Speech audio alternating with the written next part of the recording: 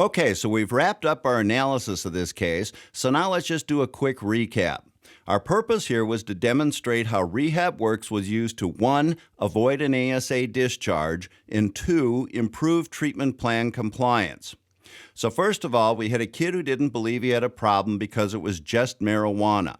But as a result of the education in Module 1 about what it means to have a problem, right off the bat, the mother was learning what the client was learning in treatment.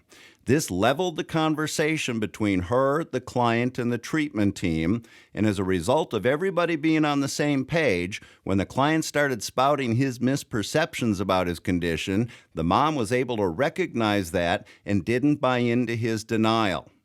Then in Module 2, she learned about the value of becoming an educated consumer, and therefore she was able to take what she learned in Module 1, put it back on the client, and make him take responsibility for his own treatment. She was able to confront his denial with confidence because she was informed about what he was learning in treatment. And when she was able to set firm boundaries, as in slamming the back door shut and not leaving any wiggle room, like we talked about in videos 10 and 11 in Module 2, we saw the client respond accordingly, and she effectively shut that denial down real quick. Then when the client was saying that he wanted to leave 3 weeks into treatment, she used the stages of change information from Module 3 as a tool for measuring his progress. And she knew right away that he wasn't anywhere close to being ready to go because she was able to clearly identify that he hadn't even gotten past the contemplation stage yet.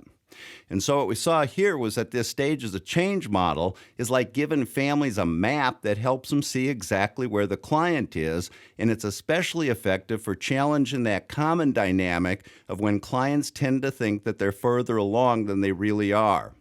And then the last thing that we looked at here was the transition checklist worksheet. Now in this case, because the mother completed the entire course so quickly, that assignment actually came into play when the client wanted to leave during the 3rd week. All she had to do was read through the material there to see that there was no way he was ready to go.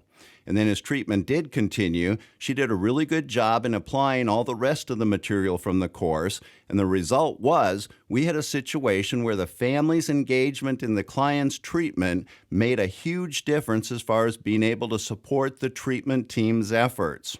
And so when the client was actually preparing for discharge, that transition checklist showed a lot of things that felt like recovery. And overall, we saw a high level of treatment plan compliance. Now, I happened to continue working with this client in IOP after he discharged from residential, and the work that the mother put into this was really evident when I saw how well prepared they both were when they made the transition. So that's going to wrap up our discussion on how we avoided an ASA discharge early in the treatment process.